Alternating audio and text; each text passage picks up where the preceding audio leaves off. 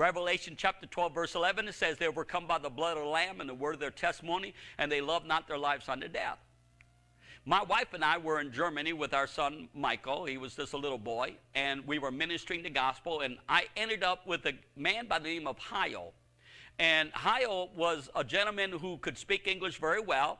And matter of fact, he became one of the #1 worship singers in Germany in the Christian movement. He's probably still there. Heil Colasso. Maybe he's going to watch this video. Heil was with me, and so I had to go speak at this church in this city. I can't remember the name of the city, but he took us there. And it was in like a old high-rise. And it turned out that they didn't have a pastor in this church. They had a man who was an oil tycoon. And he basically was funding the whole church. And so he had like 2 floors on this high-rise. And it wasn't a real big high-rise, but it was like probably a 5-story building. And the very top floor was their main sanctuary. And so we went up there, and there was just regular chairs. There was no pews. And I'm in there, and they do the worship and so forth and so on. And then I stood up to preach.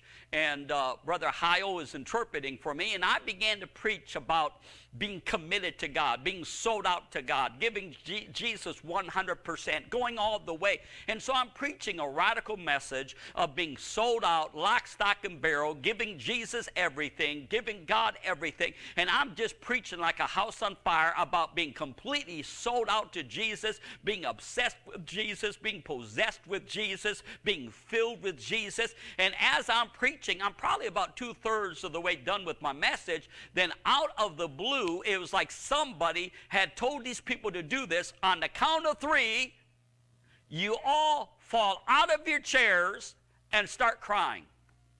I mean, I'm preaching, and it's like they had this thing pre-planned. All of a sudden, everybody in that church fell out of their chairs, and they all began to weep and cry. And just, I mean, it was just, I mean, here I am preaching, and boom, I can't even preach no more. Now, I'm not experiencing nothing. I was just preaching. Now they're all on the floor. They're weeping, they're crying, they're wailing, and so I stopped preaching. I mean, they're not hearing what I'm saying anyways. And so I turned around, and I got on my knees, and I prayed, and this went on for quite a while. They're weeping and crying and praying and weeping and crying and praying. I mean, it was just, it got loud. So after a while, it began to kind of diminish. People began to get up and began to go home. Well, they have another room in that building where they had prepared a meal for my family and I. And so everybody, you know, they began to disperse slowly. And after a while, they said, okay, the meal is ready. Will you come and eat with us? And so we went down, and they set up the table, and my wife and I are sitting there. And German food's okay, you know. But we are eating our food, you know, we had prayed.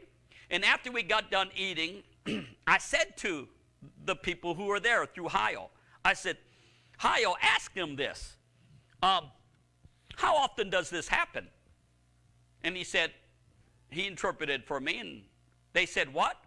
And he said, well, Pastor Mike is asking, how often do you all get out of your chairs and begin to cry and weep like that?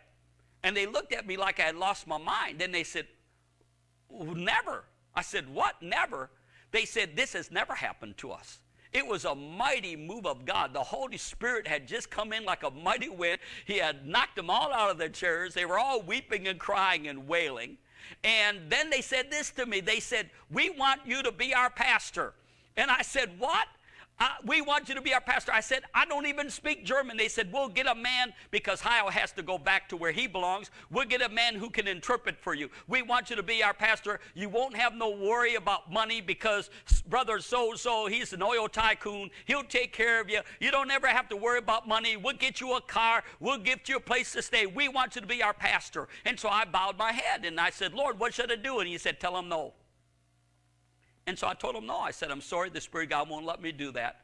And so I left that church. But God had moved in an amazing, wonderful way. And he's the same yesterday, today, forever. What he did back then, he'll do it again. And I have seen him do it. Not when I want to, but he does it suddenly.